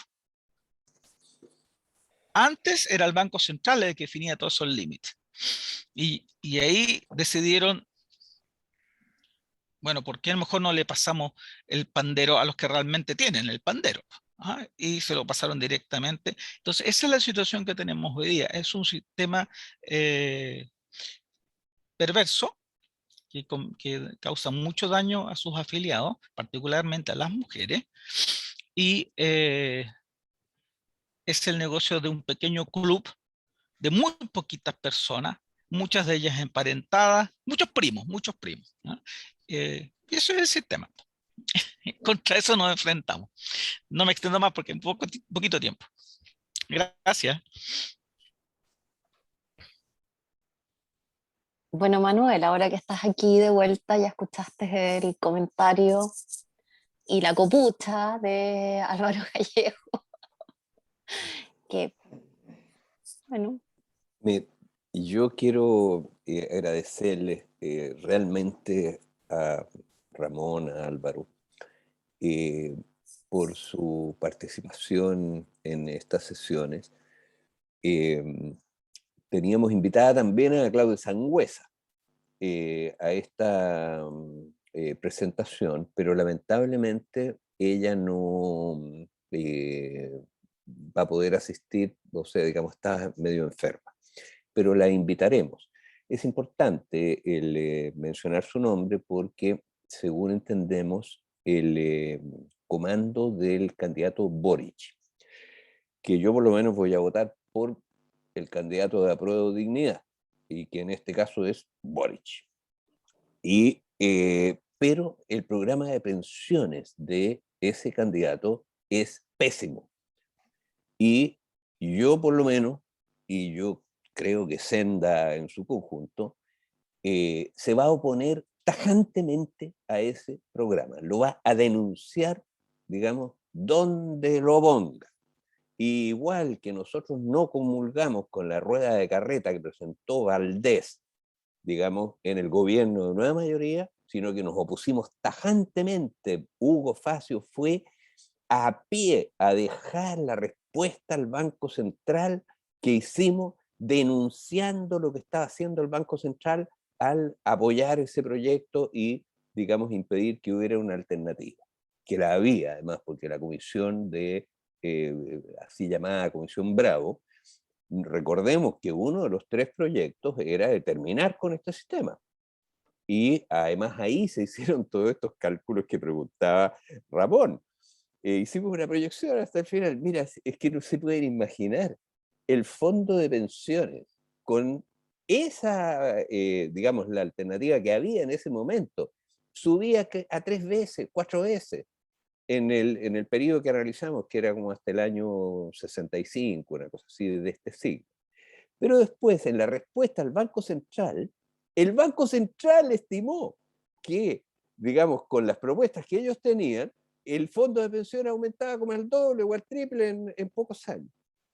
Entonces, ¿y por qué? Porque siempre se da esta situación en la cual, como decía Recabarren, los trabajadores lo único que hacen es aportar a esto para que lo gocen sus adversarios. Pues. Ahora, esto podría ser público, y si fuera público sería igual el problema del ahorro forzoso, porque el ahorro forzoso es el abuso. El fondo de pensiones es el abuso. Ahora, porque es plata de los trabajadores que lo usan los empresarios. Pues. Bueno, el punto es que, digamos, esta situación, como le decía, Hugo caminó hasta allá. Y nosotros vamos a hacer, yo creo, lo mismo con el programa del próximo gobierno, que ojalá, yo espero que sea, y creo que tiene altas probabilidades de ser el de digamos, apruebo de dignidad. Pero este es un tema crucial. Esto hay que acabarlo. La abrumadora mayoría del pueblo está por acabar esto. Yo espero que la Convención Constitucional, digamos, acepte la sugerencia que hicimos para que se establezca en Chile el sagrado principio de intangibilidad de los salarios. Porque los salarios son sagrados. El presidente de los empresarios dijo que el fondo de pensiones era sagrado, que no se podía tocar cuando se planteó el primer retiro. Lo que sí son sagrados son los salarios. Y los salarios no son para financiar negocios de empresarios, tampoco para financiar cosas del fisco. No, son para que viva dignamente el trabajador y su familia, incluidos sus viejos. Y por tanto no se pueden desviar a ninguna otra cosa. Ahora, yo espero que en la Convención Constitucional considere esta posibilidad. Debo decir que la persona que estudió esto y nos hizo la sugerencia de poner la intangibilidad de salarios como el concepto constitucional a afirmar, para que nunca más en Chile se desvíen los salarios a financiar negocios de empresarios, a usura del mercado financiero monopólico, como decía Ramón, o a financiar la educación. Y esas cosas tienen que financiarse con el excedente, no con los salarios. Si la financian con salarios es un abuso. Entonces, quiero decir que esto fue una propuesta que Senda tomó y que la hicieron el abogado Luis Cuello y la diputada Carmen Hertz. Ella particularmente fue la que descubrió que en 2 o 3 constituciones se establecía la intangibilidad de salario como un derecho, un principio. Bueno, pero el asunto es que es una linda discusión la que tenemos por delante. Sí. Y yo les doy un abrazo desde acá a ambos, Álvaro y Ramón, porque yo estoy seguro que vamos a estar juntos en esta pelea. O sea, Ramón, por favor. Sí, no, algo más bien poco relevante. Es sorprendente, me sorprenden mucho los economistas chilenos, porque ellos se supone que son neoclásicos, a ultranza, ¿no? Se supone que creen en la teoría económica. Y cuando hay una propuesta que vaya a mejorar a los trabajadores, buscan inmediatamente cualquier cosa que vaya a crear, o que vaya a crear una distorsión, y eso es suficiente para rechazarlo tajantemente. Es extrañísimo, ¿no?, que este sistema, que causa tantas distorsiones, esta gente lo mira con admiración, ¿ya? O por lo menos nunca ha reclamado sobre eso. Y lo que tú me dices de que se calculó la proyección a 35 años, es muy interesante. Estamos hablando ya de 100 años, en total, ¿no? Casi. Es muy interesante porque en teoría económica, perdón que los aburra con esto, No, al contrario. en modelos dinámicos, ¿no es cierto?, hay un concepto que es de equilibrio asintótico, ¿ya? Estos son modelos de un horizonte infinito típicamente, y lo que se busca son los patrones de ajuste buscando justamente uno de los tantos patrones de ajuste que es consistente, ¿ya?, que genera un equilibrio asintótico de muy largo plazo. En este caso, el equilibrio asintótico a muy largo plazo tendría que ser algo así como cero, que se gasta al fondo al final, no sé, 500 años, pero se gasta. Pero lo que también nos dice la teoría económica, que estos ajustes, estos patrones de ajuste, ¿no?, estas sendas de ajuste, senda con S, son monotónicos. O sea, que van en una sola dirección, porque si no, no pueden ser óptimos, no pueden, ¿ya? Entonces, lo que uno tendría que, de un patrón de una senda óptima, sería, ya veo que Álvaro está bostezando, No, estoy sería, escuchando con mucha atención. sería que este fondo, ¿ya?, empiece gradualmente a reducirse, ¿ya?, en la medida que pasa el tiempo, acercándonos a este equilibrio asintótico. Pero esto que tenemos está descrito en la literatura muy bien, ¿no? Esto es una cuestión de explosión, que nunca, eso es equilibrio, que no es equilibrio, ¿ya? Ese tipo de ajustes jamás pueden ser óptimos, por definición. Ahora, yo no sé si mis colegas no les importa un huevo esto, se olvidaron de todo lo que tienen que haber aprendido alguna vez algunos, por lo menos los más jóvenes. Pero yo no entiendo cómo nadie siquiera ha levantado la voz para poner la pregunta, por último, ¿ya? No ya, digamos, para pedir la disolución del sistema, por lo menos poner la pregunta. O sea, ¿qué es esto? Tenemos una... yo no creo en las teorías de la connivencia y todo eso, ¿no? Pero de repente digo, ¿cómo es posible que exista este tipo de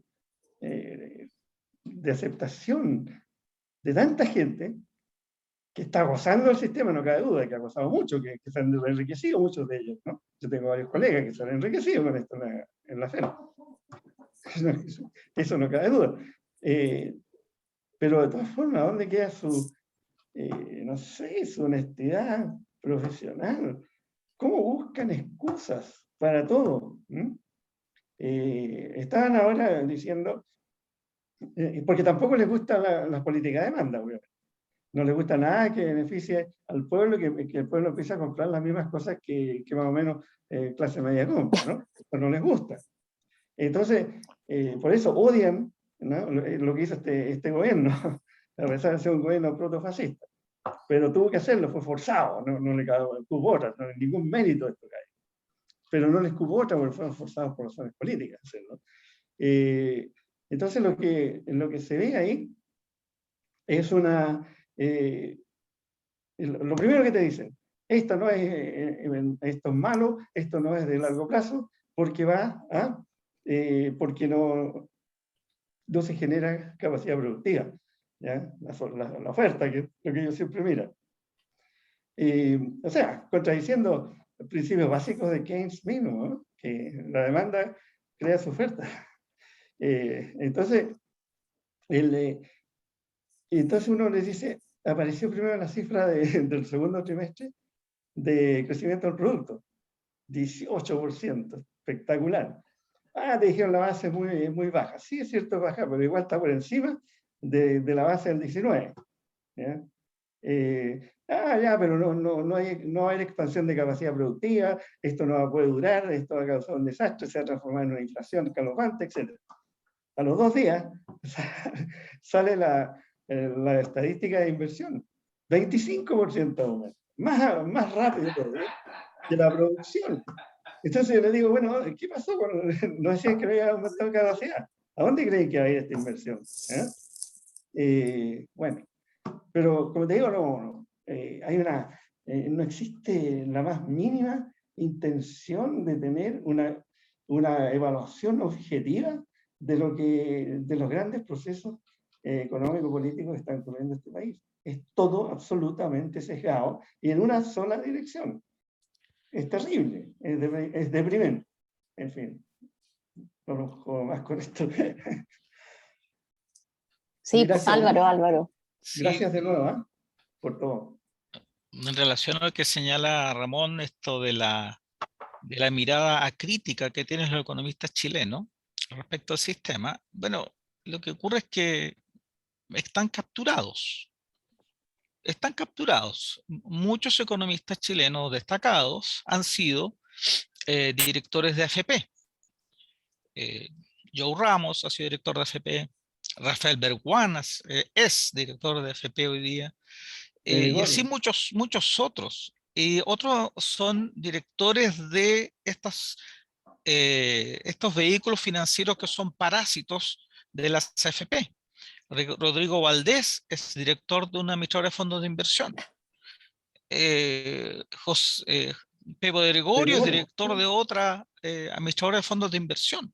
Entonces, ellos opinan desde un cierto púlpito, ¿verdad? Inmaculado, pero tienen conflictos de interés evidentes y no tienen la valentía ni la prestancia para reconocer antes de dar su opinión que tienen ese conflicto de interés.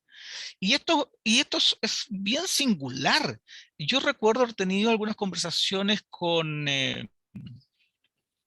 Schmidt-Hebel, que también es director de FP, o fue director de FP, hoy día es director de un banco.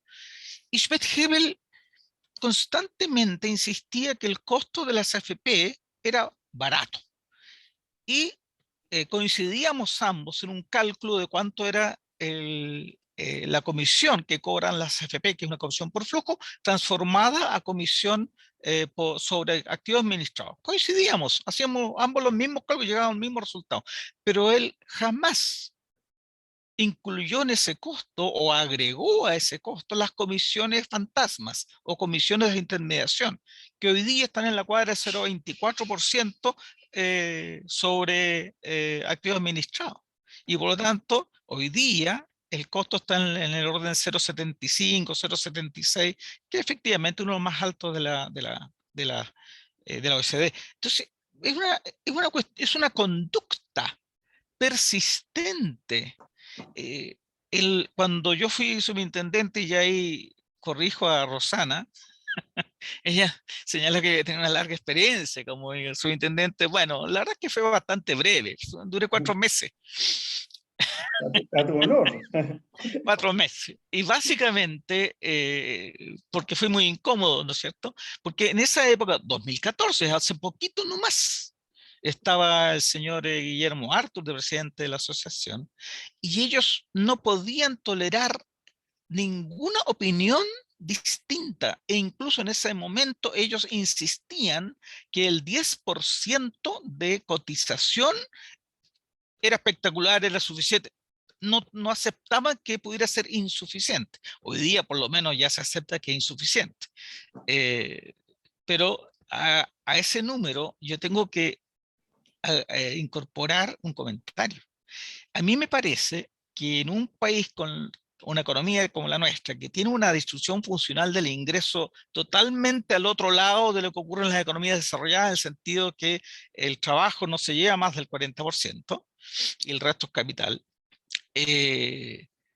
obligue a sus trabajadores a hacer este ahorro para una eventual pensión futura, en circunstancias que el salario mediano es de 401.000 pesos.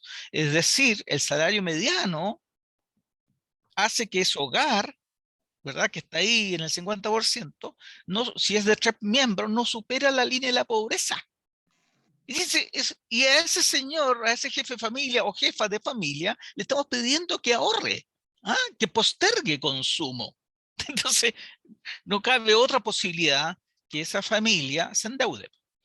Entonces tenemos un sistema que funciona sobre bajo salario y consumo financiado con deuda. Y uno mira a Nueva Zelanda y ahí uno ve que los trabajadores no aportan. Bueno, en Australia tampoco. En Nueva Zelanda es más interesante porque tampoco aportan los empleadores. Todo se financia sobre la base de los fondos generales y por lo tanto tiene una carga tributaria mayor. Siempre igual en Nueva Zelanda hay una pequeña cosita de ahorro voluntario que le llaman Kiwi Saver. Pero lo sustantivo es, no se financia o no se carga al mercado laboral, ¿no? Al costo laboral, este ahorro, que termina siendo una cuestión bastante peregrina. O sea, en el caso chileno en particular, porque hoy día las pensiones de las mujeres la mediana está en 28.000 pesos. No sé qué hace una mujer con 28.000 pesos, digamos. Y lo de los hombres no es mucho más tampoco, 120, lo que muestra la tremenda discriminación y brecha laboral y de participación de hombres y mujeres, ¿no? Eso, o sea, es un sistema realmente perverso. Es perverso. Y si hay un tiempo, comento el tema de la mujer un poquito más. Si hay un tiempo, si no, no. ¿Puedo decir algo cortito?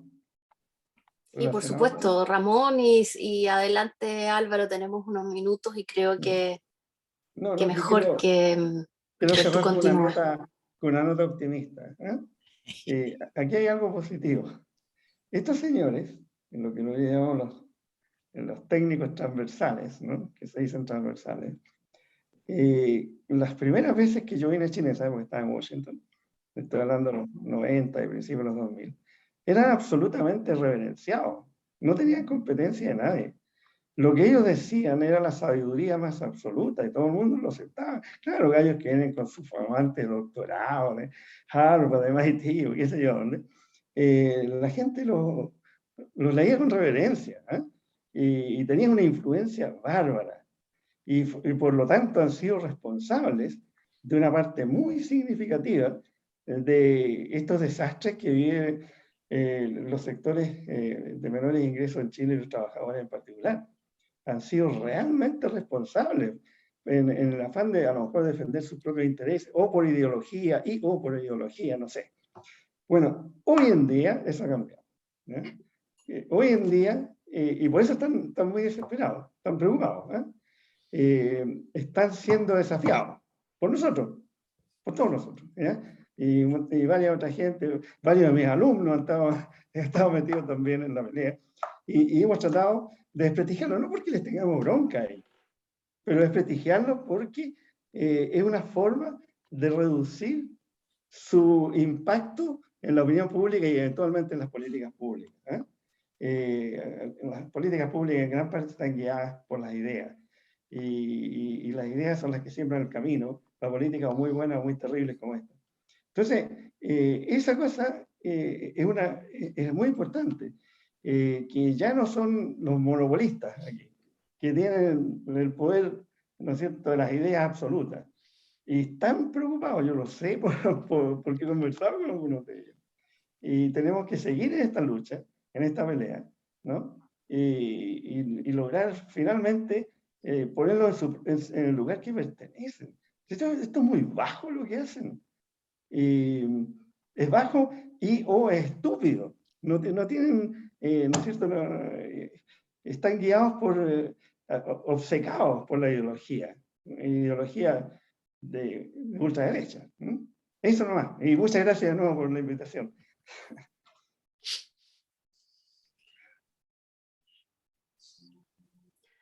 Muchas gracias a ti, Ramón, y a Álvaro, pero creo que Álvaro, que tú querías agregar algo más.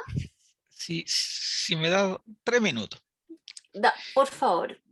Bueno, los defensores del sistema, y algunos que no siéndolo, a veces caen en la trampa, dicen que este sistema respeta el principio de equivalencia. Es decir, tanto pones, tanto sacas. Y por lo tanto es justo, ¿verdad? Bueno, ocurre que como todos los riesgos caen sobre los hombros de los trabajadores, a la hora de pensionarse, en el cálculo de la pensión, existe la incertidumbre en torno a la longevidad del pensionado. Ese riesgo recae, como todos los demás, sobre los hombros de ese pensionado o pensionada. Y por lo tanto, el cálculo de la pensión, del monto de la pensión, tiene que hacer una suerte de reserva para cubrirse de este riesgo de longevidad. Y en consecuencia, las personas reciben menos pensión de lo que aportaron. Cuando un señor se muere, voy a usar el caso de un varón soltero, y se muere a los 85 años después de haber jubilado a los 65, ¿verdad? Y a los 85 es la expectativa media, por lo tanto uno debería pensar que, bueno, se murió y agotó, no hay plata en su fondo. Bueno, la verdad es que hay alrededor de 48%, entre 45 y 50. Y yo decía, ¿pero por qué? Bueno, entonces este señor se sacrificó 40 años, supongamos, trabajando, ahorrando ese 10%, por lo tanto, postergando consumo, y luego se jubila, y se muere, pero recibió solamente de vuelta el 50%. Es decir, ahorra 10% y recibe como si hubiera cotizado 5%. ¿Por qué? Porque ahí se incorpora esta cobertura a un riesgo de longevidad. Ahora bien, eso es para el varón, ¿verdad? Pero yo voy a hablar del tema de la mujer. En el caso de la mujer, esto es peor. Es peor, por un lado, porque la mujer vive más, y entonces un sistema que es de capitalización individual, y por lo tanto, si la mujer es mujer y tiene útero, bueno, mala suerte, pues, pero usted vive más, señora. Así que a usted le vamos a calcular la pensión con la tabla expectativa de vida de la mujer, que dice que usted va a sobrevivir hasta los 90 en promedio. Y simplemente se le calcula una pensión aún más inferior que la del hombre. Y entonces uno revisa los sistemas en el mundo a este respecto, y se encuentra con que esta discriminación de género, porque aquí se aplican tablas de expectativa de vida para hombres y tablas de expectativas para mujeres. Es decir, hay una discriminación en las tablas de expectativa de vida que incide en el cálculo de la pensión. Bueno, esta discriminación está proscrita, esa es la palabra, proscrita en los Estados Unidos por un fallo de la Corte Suprema de Justicia del año 1964. Por ese fallo, las compañías de seguro no pueden discriminar en base a género para el cálculo de una pensión. Las rentas vitalicias, básicamente, las annuities de los gringos. No pueden. Esta prohibición también existe en Europa desde el año 2011, cuando la Corte Europea de Justicia se inspiró en ese fallo de la Corte Suprema norteamericana y también lo proscribió. Y nosotros aquí, que nos pensamos como país decente, mantenemos esta barbarie en que no se comparte, ¿verdad?, el riesgo de longevidad entre hombres y mujeres. Es una cosa realmente intolerable. Yo no sé cómo las mujeres no se indignan. Yo las veo a las feministas más dedicadas a los problemas de orientación sexual, de acoso, de violencia, pero respecto a las cuestiones económicas no las veo tan activas. Y esto es realmente increíble. Es más, Chile ya finalmente aprobó el protocolo facultativo del CEDAW, del convenio de eliminación de todas las ¿cómo se llama?, discriminaciones contra la mujer. Y ese CEDAW explícitamente en su párrafo dedicado, no un párrafo, un capítulo dedicado al tema laboral y de seguridad social, afirma negro sobre blanco que no se puede discriminar a la mujer en materias laborales y de pensión, y en sus derechos de pensión. Y aquí estamos, felices, calculándole todos los días a las mujeres una pensión inferior, porque este es un sistema individual.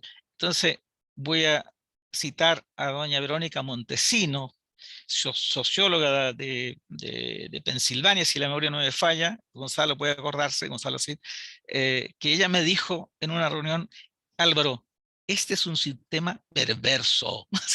Sí, tal cual lo dijo. Y tiene toda la razón, doña Verónica. En ese momento yo no había captado plenamente esa situación, pero efectivamente es un sistema perverso, es un sistema hipócrita, mentiroso, cuyo único objetivo es que un pequeño grupo se beneficie de manera totalmente exagerada y simplemente por sus relaciones familiares. Eso era. Es muy impactante y efectivamente el caso de las mujeres es una discriminación absolutamente escandalosa, flagrante, y que es notable cómo se sostiene. O sea, bueno, el CEDAW se ratificó incluso porque estaba firmado pero no ratificado, ahora ya está ratificado pero sigue ignorándose. Exacto. Así es. Creo que Gonzalo, ¿tú querías decir algo o no? Bueno. No, recordar que Verónica Montesino era una de las comisionadas de la Comisión Asesora Presidencial, que por eso y ahí fue donde la conocimos. Así es. Era bien divertida porque era bien directa para decir las cosas. A la diferencia de la mayoría que se daban muchas vueltas para decir algo. De todos los colores en general. Ella era muy directa. Bueno, pero nuestra querida y muy citada Leocadia Oresiac, también hay que decir que es bastante directa para decir las cosas. No pues, creo que le gane. Porque la Leocadia tenía el problema un poco con el idioma. Bueno. Le fallaba. En cambio, la Verónica era chilena, si no me equivoco. Es chilena, sí. Pero radicada hace ya muchísimos años afuera. Entonces era más directa y hablaba el español bien directo. La Leocadia, sí, pues fue más directa en lo que escribió que Verónica. Bueno, hay que decir que además del sistema mismo, lo que ustedes aquí han puesto sobre la discusión con nombres y apellidos y cuáles son los conflictos de interés, ¿cierto? Y eso es transversal a todas las áreas en este país porque hay conflictos de interés, como aquí ha contado Manuel, sobre el sistema de pensiones, aparte de su estructura, diseño y todo, desde la presidencia de la República para abajo. O sea, que si en el área que usted, no sé, que discutamos, salud, educación, es un área de conflictos de interés horroroso, y así. Entonces, bueno, corrupción uno tendría que decir a estas alturas, no solamente conflictos de interés, abiertamente corrupción. Bueno, no sé, Manuel, ¿tú quieres decir algo para terminar? Además de agradecer, reiterar agradecimientos a todos quienes nos han acompañado aquí en la transmisión en redes sociales, y especialmente a Ramón López, que se ha dado este tiempo para comentar, y a Álvaro Gallego, que nos ha acompañado con sus intervenciones que son enormes aportes. Ramón y Álvaro, muchas gracias por los comentarios, y me parece que entonces nos vamos a despedir ahora y seguiremos conversando y enterándonos de este debate que va a estar álgido en los próximos días, con el retiro el cuarto retiro. Eventualmente vamos a ver cómo va eso, y desde luego la campaña del terror iniciada, permanente, ¿cierto? Pero ahora redoblada con el temor que tienen con digamos, inminente votación en el Parlamento por el cuarto retiro. Bueno, seguiremos conversando en distintas ocasiones, los vamos a seguir convocando. Así que muchas gracias y muy buenas noches. Gracias por la invitación. Gracias. Muy interesante. Gracias. Margarita, un abrazo. Leonardo. Muchas gracias. Sí. Gracias. Tatiana, Mercedes. Gracias, buenas noches, brillante todos. Muchas gracias. Sí. Un placer.